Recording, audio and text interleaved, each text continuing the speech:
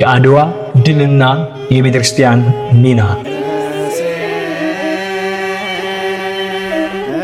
በስመ አብ ወወልድ ወመንፈስ ቅዱስ አሐዱ አምላክ አሜን። የካቲት ወር በኢትዮጵያውያን ዘንድ በብዙ መልኩ የሚታሰብ ወር ነው። ካቲት 23 ቀን 1888 ዓ.ም በአድዋ ተራራ ላይ ጥቁር ሕዝቦች ለመጀመሪያ ጊዜ የማይቻል የሚመስለውን የቻሉበት፣ ነጮች በጥቁሮች የተሸነፉበት ታላቅ የድል በዓል መታሰቢያ ነው።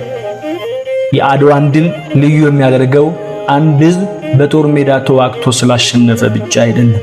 ድሉ በዘመኑ ዓለምን ተቆጣጥሮ የነበረውን ጥቁር ሕዝብ ነጭን ለማሸነፍ አይችልም የሚለውን የተሳሳተ አስተሳሰብ የሰበረ በመሆኑ ይህ ድል እንደ ጎልያድ በሰይፍ የመጣ ሳይሆን እንደ ቅዱስ ዳዊት በእምነት ጠጠርን ወንጭፎ ያሸነፈበት የማይታመን እውነታ ነው። የቤተ ክርስቲያናችን አስተዋጽኦ የሚገለጠው እንዴት አሸነፍን የሚለውን ጥያቄ ለመመለስ ስንመረምር ነው። ይሄ ዓለምን በብርቱ ጠፍንጎ የያዘና አንዱን ባሪያ ሌላውን ጌታ የሚያደርግ ሰውን ያህል ፍጡር እንደ ከብት ነርቶ እንደ ዕቃ ጎልቶ ለገበያ አቅርቦ የሚሸጥ እኩይ አስተሳሰብ ከመሰረቱ የናደ፣ ነፃነት ማለት ምን ማለት እንደሆነ ለሌሎች ያሳየ፣ የአስተሳሰቡ ሰለባ የነበሩ ነጮችንም ያስደነገጠ፣ ድልን ኢትዮጵያውያን እንዴት ሊቀዳጁ ቻሉ? አቅሙና ብርታቱስ ከየት ተገኘ? ምዕራባውያን ያላቸው የሰለጠነ ወታደር፣ የጦር መሳሪያ ልዩነት እና ዓለምን የተቆጣጠረው የነጮች የበላይነት አስተሳሰብ እያለ የመጠንስ ሞራሉና እምነቱ ከወዴት መጣ?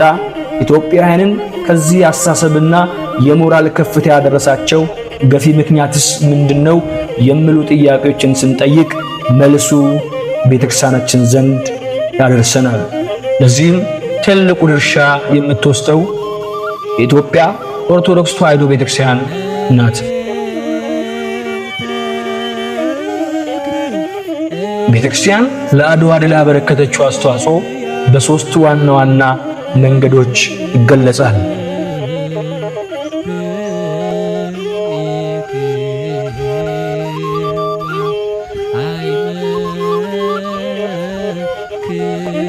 የመጀመሪያው የእምነትና የሞራል ስንቅ ነው። ኢትዮጵያውያን በጉልበትና በሰራዊት ብዛት ሳይሆን ድል በእግዚአብሔር ዘንድ እንደሚገኝ በልባቸው እንዲጽፉ አስተምራለች። ንጉሥ በሰራዊቱ ብዛት አይድንም የሚለው የመጽሐፍ ቅዱስ ትምህርት ለአርበኞቹ ትልቅ የስልቦና የበላይነትን ሰጥቷቸዋል። ሁለተኛው የሊቃውንቱና የካህናቱ ተሳትፎ ነው። የቤተክርስቲያን ሊቃውንት በጸሎት ተግተው ራእይ አይተውና በቅኔያቸው የጦርነቱን አይቀሬነት በመግለጽ ሕዝቡን ለዝግጅት አነሳስተዋል። ካህናቱና ሊቃውንቱ ከአርበኞች ጋር ወደ ጦር ግንባር ዘምተዋል። ሦስተኛውና የመጨረሻው የታቦታቱ መዝመት ነው። ጣሊያን በታንክና በዘመናዊ መሳሪያ ተማምና ስትመጣ፣ ኢትዮጵያውያን ግን ታቦት ተሸክመው በጦር ግንባር ድንኳን ተክለው ሰዓታት እየቆሙና ቅዳሴ እየቀደሱ ሰራዊቱን በምህላ በሞራል እየረዱ ነበር። በተለይም የቅዱስ ጊዮርጊስ ታቦት በጦር ግንባር መገኘቱና መስዋዕት መሰዋቱ በጠላት ላይ መደንገጥን፣ በአርበኞች ላይ ደግሞ ኃይልን ፈጥሯል። የሮም ካቶሊክ ቤተክርስቲያን መሳሪያ ባርካ ለወረራ ስትልክ፣ የኢትዮጵያ ኦርቶዶክስ ተዋሕዶ ቤተክርስቲያን ግን ሰራዊቱን በጸሎት ባርካ ራስን ሀገርንና ሃይማኖትን ለመከላከል አስተማርታለች። አድዋ የአንድነት የእኩልነትና የነጻነት ምልክት ነው። ንጉሥ ከሰራዊቱ፣ ካህናት ከታቦቱ ሳይለዩ በጋራ ለነጻነት የቆሙበት የብርቱዎች ሰልፍ ነው።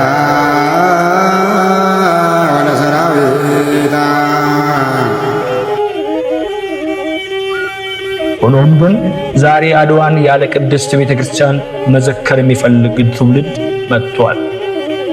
የድሉን ባለቤቶች የሚያናንቁና የቤተክርስቲያንን ውለታ አቃለው የሚናገሩ ብዙዎች ሆነዋል። ቤተክርስቲያንን ከአድዋ ለመነጠል የሚደረገው ጥረት ታሪክን የማጥፋት ሴራ ነው። አድዋን ስናከብር የድሉን ፊት አውራሪዎች በመዘከርና የቤተክርስቲያንን ታሪካዊ ሚና በመገንዘብ ሊሆን ይገባል። ምክንያቱም አድዋ ያለ ቤተክርስቲያን፣ ቤተክርስቲያንም ያለ አድዋ ታሪክ ሙሉ ሊሆን አይችሉም። እኛም የዚህ ድል ወራሾች እንድንሆን ታሪኩን በማክበር እና በአንድነት በመቆም የአባቶቻችንን ክብር በመጠበቅ ይገባናል። ወስብሐት ለእግዚአብሔር ወለወላዲቱ ድንግል ወለመስቀሉ ክቡር አሜን። እንደዚህ አይነት ትረካዎች እንዲደርሷችሁ ሚዲያውን በመደገፍ ሰብስክራይብ፣ ሼር፣ ላይክ፣ ኮሜንት በማድረግ ከኛ ጋር ይሁኑ።